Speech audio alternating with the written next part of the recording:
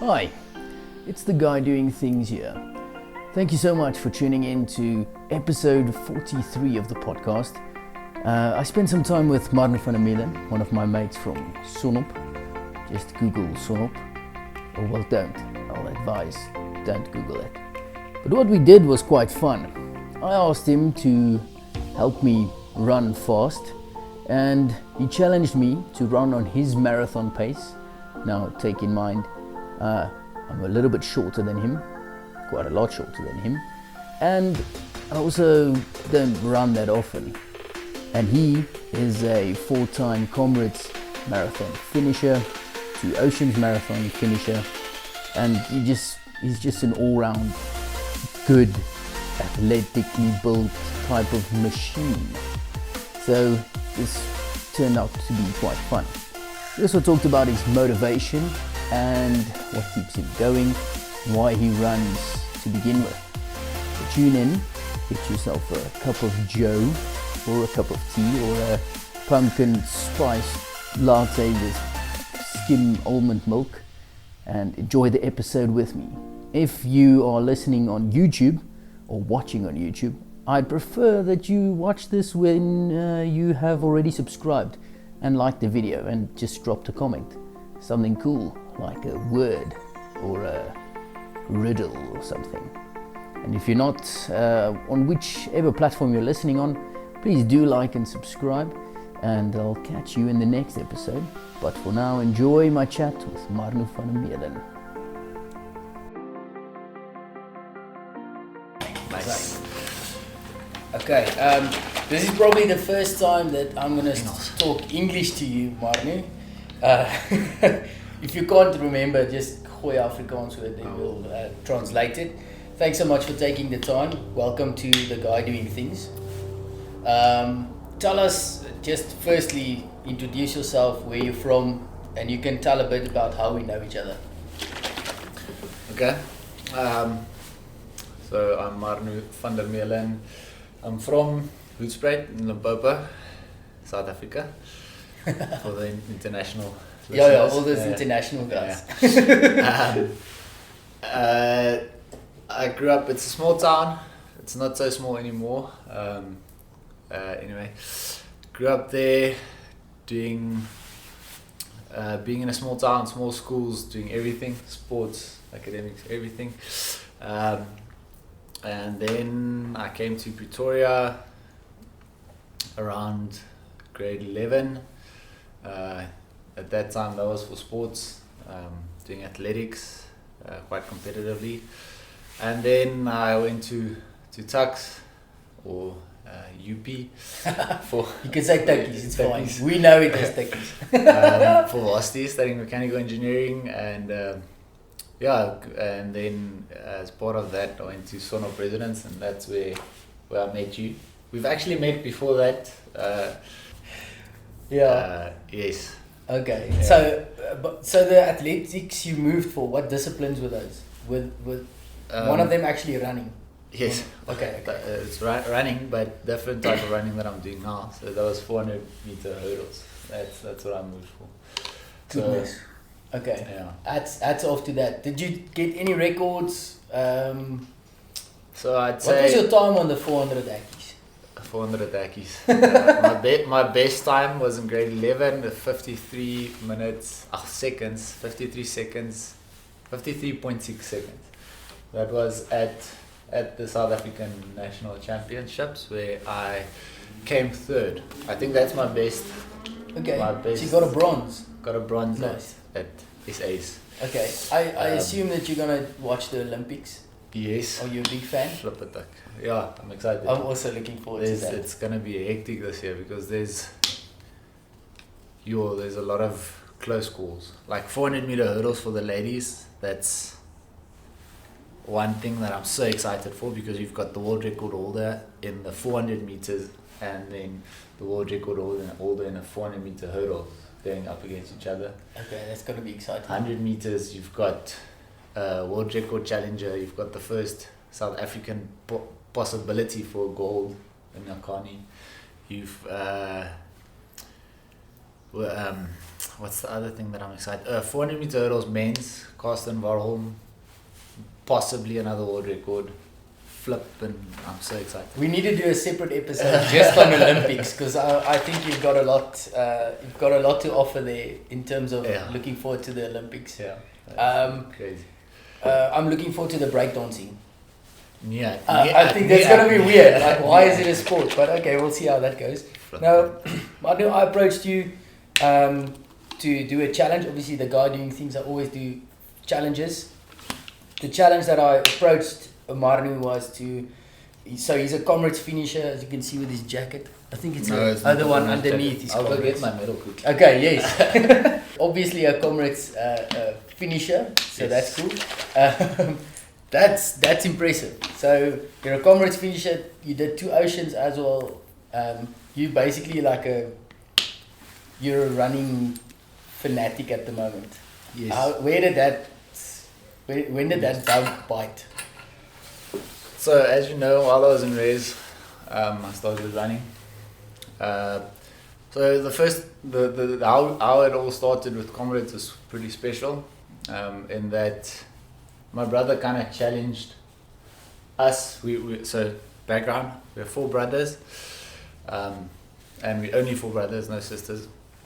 And my middle brother, so the one just older than me, challenged the rest of us to do Comrades after he finished in 2015.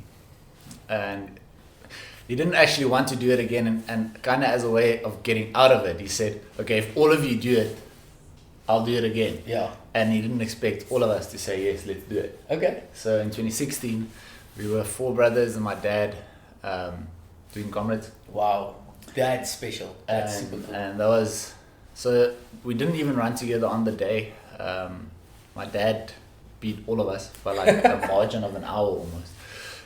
Wow. But he's a unit. Like I've met him. He's kind of a scary one. Yeah, well, he's nice, but if you see him from afar, you don't want to mess with him. Yeah, my dad's big thing is his head. He's very headstrong. So yeah. He didn't even run as much as us. He just on the day decided he's not going to be beaten by his boys. By his boys. Okay, that's cool. Anyway, so the most special part was training together. And not together as in running every run together, as in my one brother was in Muketsi at the time, my dad was in Hoedspruit. I was here in Pretoria, in Hatfield side with being a student. My other brother was also in Pretoria, other brother was in Nelspruit. So, but like the kind of communicating, saying how was your run, and every now and then meeting up for doing a race together, and that was special. So it brought you guys together as well. Definitely. Obviously. Yeah. Well, more together than you already were. Yeah. Okay. Yeah. Okay, that's it. And I think, so that's what I wanted to approach you to say, okay, I've never done a Comrades and I do some running. I'm more of a cyclist. And I wanted to run at marathon pace, at Marno's marathon pace. Not necessarily someone like Gerda's. We'll talk about Gerda later because we have to if we're talking about running. And I think on my watch, when you started running pace, it lasted. I could run at that pace for 1 minute and 20 seconds, I think, if it was that much. But your watch said something different. No, I didn't see. You didn't see me absolutely almost killing myself. So, but that was crazy. When we started, I could immediately feel myself not being ready. So the first thing, I think you can talk a bit more about the technical side. I lasted longer than I thought in the run, so that was good for me. But it's crazy how you can do that because that was marathon pace, right? Yeah, 42, so that's 42k. You can do that for 42Ks. So what we ran at this morning was my target marathon pace for my next marathon. Okay. So slightly faster than my current PB pace. But yeah, that's what I'm supposed to be able to do for 42 days. Goodness. Okay. So obviously I'm not experienced like that, but you mentioned when we were running, there was some technical stuff that I wasn't doing right. So it wasn't necessarily that I'm just shorter than you and I still have a bit of a tummy that was holding me back. It was probably, but there was some technical stuff that you mentioned that you probably work on, because you're a very technical guy. You want to make sure like your foot is, what's it called? Heel strike, toe strike? Yeah, I don't know. just midfoot, forefoot. But Okay. yeah, so YouTube's my friend. In terms of my friend too. Yeah. So if you're watching this on YouTube, thanks YouTube for pushing this video. No, in terms of running technique and stuff, there's a lot of information there, and then some running podcasts, and I also read up a bit. So what I could hear, I wasn't looking at you, but you can hear when someone's running heavy. Okay. Yeah. So if you want to run fast, you have to run light. Almost. And that there's certain ways to do that with the knee drive. So yeah, and normally you do more of a forefoot strike, but you can do a full foot strike or a heel strike as long as it's a light strike. So, but then there's different ways of achieving that. Yeah. So yeah, but it comes with practice and not just with doing more speed work, getting your leg turned on the right. So you can't run at 3 minutes 45 with the same cadence as unless you've got a really high cadence already, like 180 or 170. What is that? Beats per minute or whatever on your run, on your strike. Because you are going to be, your foot is then going to basically stomp, because And that makes you slower, technically. It makes you slow, and it's unhealthy to run like that. Okay. You're going to struggle to go. Have you ever wondered where I, as the guy doing things, get energy to record all these shows and do all these challenges? Well, Strom Peanut Butter, the proud sponsor of episode 43, is one of those sources. With one of the highest protein peanut butter content out there, it keeps me going to keep recording and challenging myself to bring you more content. Now, go and get your Strom Peanut Butter at strom.co, and back to the show we go. If your foot is hitting the ground while still moving forward, you're generating the force forward. Yeah. And you're braking yourself. Okay. So your foot should be like, as it's hitting the ground, it should be moving backwards. That's kind of something you learn. So yeah. But it's stuff that I'm still working on. Yeah. Okay. Now, that's a lot of technical and jargon. I want to move out of that as a last question. Like, what drives you beyond that to get up at 5 and run? Why did you decide to do that? Because that's what kind of challenged me, or kind of, it intrigues me about your motivation, because obviously your wife has to agree with this whole journey. I know also with my cycling, the whole family kind of needs to buy into this, because it's it kind of not takes over your life, but it's a big part of your life, and there's a lot of changes that you have to do. So as a bigger picture, as a whole, what motivates you to do that, and why did you say, okay, I'm gonna push to become even better than I already am? Yeah, so it does kind of take over your life, and it's a big part of it is trying to make sure that it doesn't become everything. There's still stuff that's more important. But if you want to be good at something to a certain extent, you have to get obsessed with it. So maybe it's a bit of a drug and an obsession, but it started last year when I was just after a long break. So I ran in varsity, then I took maybe like a 6-year break, and then I started running again in the start of last year. And I kind of just started out slow without goals, just being consistent. Ended up running the best Comrades of my life so far last year. And that kind of just, the consistency got me. Yeah. And just seeing what can happen if you just stay consistent. And kind of one of the guys in my club commented on one of my Strava runs last year. Just on a Saturday, easy run I did 42 Ks. And he commented on my Strava. You just heard that, like it's an easy 42K. Okay. Just he commented, man, what drug are you on? And then I thought, and I'm like, And I replied, progress. Oh, nice. Oh, that should be on a t-shirt. Wow. And because that's what got me. Yeah. And now it's becoming something where I know I've got more potential, and I just can't be satisfied until I see what that is. Okay. That's brilliant. Because so you're allowed to brag. You've done many Comrades. I've done 0. So 50. Okay. Then last year, with being in varsity, didn't really run consistent. Pushed myself too much with inconsistent running. So running 3 days a week and then pushing hard on the weekend and whatever, running too many races, not being very educated. Last year was just consistent running without really no speed coach. work or no coach or whatever. So then I got a Bull Rowan, which is like the ultimate medal for amateur Comrades runner. And what's the time on that one? This was 8 hours and 56 minutes. So sub 9 you get this one? Yes, sub 9. Nice. Sub 9 hours. And then this year, still not having a coach, but being on a solid program, kind of doing my own thing to an extent, but also with guidance from the official Comrades training program. I got my silver, so this is sub 7.5 hours, but I did it in 7 hours and 7 minutes.